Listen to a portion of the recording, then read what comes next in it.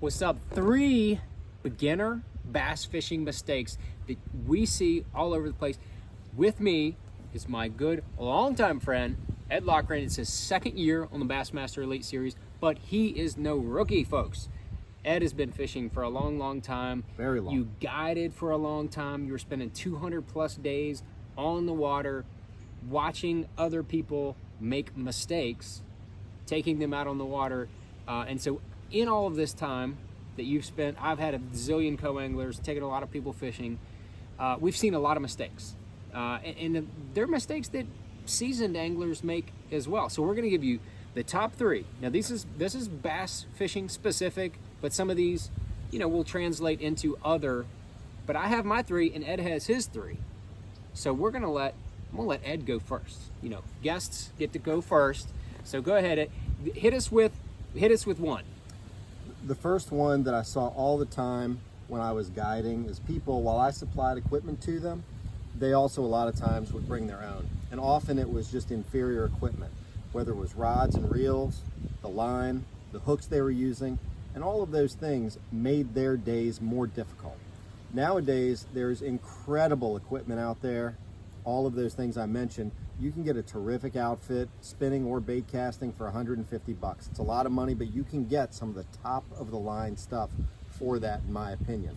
Same thing with hooks. It's what's going into the fish's mouth. You have got to have some quality hooks, and that is something that you need to get. The other thing is line.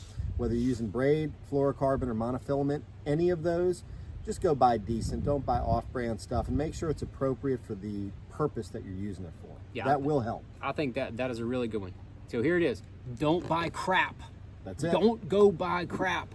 Now, if people gave you this stuff, I get it. I understand. It's free. It's going to be free. But you're gonna have a lot more fun if you're going to use decent equipment. Yes. I agree. All right, hit us with 2. Hit us with your number 2. The second one is, I noticed a lot of people that would come out on guide trips with me, and I've seen this with co-anglers over the years in the Opens as well as BFLs and many other tournaments. They think that they're back there in the back always changing lures, changing colors, doing this, doing that. Very often, if you keep things basic and simple, if you have worms, don't have 50 colors. I usually use about 2. Dark colored water, I typically will use a June bug, which is just a traditional great color where we are here at St. John's. Or if you're in clearer water up north, let's say, green pumpkin. Those 2 basic colors and soft plastics will get you through a lot, and you don't need to think that the solution to catching fish is some magic lure. That's not the case. It's about other things, but if you keep good equipment and you keep those basic colors in whatever soft plastics you're throwing, that's gonna help you. Stay focused. That's a big deal. That's a big deal right there. All right, is that your number 3? Number 3 has to do with efficiency. The other thing that I noticed all the time, I could tell people, hey, you need to skip it under that dock at this angle to get the bait to the right spot, and they just couldn't do it. I knew they would get a bite if they would do something like that, but they were physically unable to do it. People, you need to focus on your casting ability. It's very important. Presentation, you could probably put a shoestring on a hook. If you made the proper presentation, quiet, accurate, and consistent, you will catch fish on that. So you need to focus on mechanics. So don't buy crap. Yes. That's 1. 2 is keep it simple with your lures. Yes. There's no magic lure. And then 3 is practice casting. You got to be able to hit your target. So that it's good because there's definitely some crossover in your 3 and my 3. So number 1 for me is learn one bait at a time. Too many people, I feel like, go out there with 10 different baits in their tackle box, and they feel like they have to fish all 10 of them in the first hour. And at the end of the hour, they don't know what happened. They just tied on a bunch of different lures, made 4 casts with them. They know nothing more about the lures. They know nothing more about how to fish them or anything. They don't know anything more. I'd say start with 3 baits. Get something that does top, something that does the middle, and something that does the bottom. Start with the bottom. Get you a Texas rig worm. 2, get you a topwater popper. So you got the bottom and then you got the top in that order.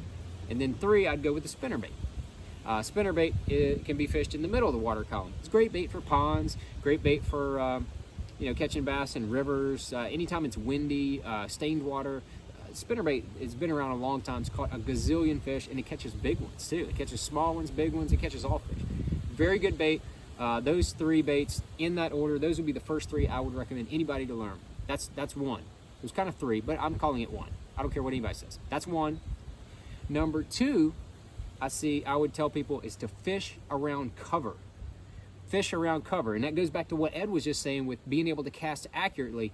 Ed knew if he threw back on the back side of that dock at that certain angle, he knew that fish was sitting there, but you need to get that bait to that location so that you could catch. So be able to fish around cover. Casting accurately is a big part of that. Fish around cover, that's where they fish live. Bass are ambush feeders. They like to hide and then jump out there and grab lures or bait or whatever as it presents themselves. They're bullies. They really are, man. They're bullies. So fish around cover. And then my 3rd one is find the trigger. Now that is getting a little deeper into bass fishing. You're finding their trigger. There's 2 things that you can do there. There's they either feed, is a feed trigger, and then there's the defend trigger. Now what I mean by that is you can have let's see that topwater popper going across the top. That bass is not going to be intimidated by that. It's not going to be defending his area. He's going to hit that bait out of a feeding reaction. He sees a bait that he thinks, something that's struggling on the water. Something's struggling on the water, and so that fish is going to come up and crush it. That is a feeding reaction that you're getting into that fish. Now, as opposed to a plastic worm, if there's a log sitting there and there's a bass laying next to it, that's his little spot, and you throw that worm and it lands right on top of where that fish is sitting, I think that fish a lot of times will bite that worm out of being defensive. That's his area, man. You came in his area with something. It's a worm, it's a bait, it's a creature bait, it's whatever. You threw that bait into his area. He's get it out of here. He's gonna eat it and move it, and then you feel him bite it and you set the hook and you get him. That's more of a defensive mechanism right there. So learn their triggers, feeding trigger and a defensive trigger. Those are the 2 triggers that bass will bite baits for. So those are my 3. You've heard Ed's 3, and if you don't follow Ed, follow him on social media.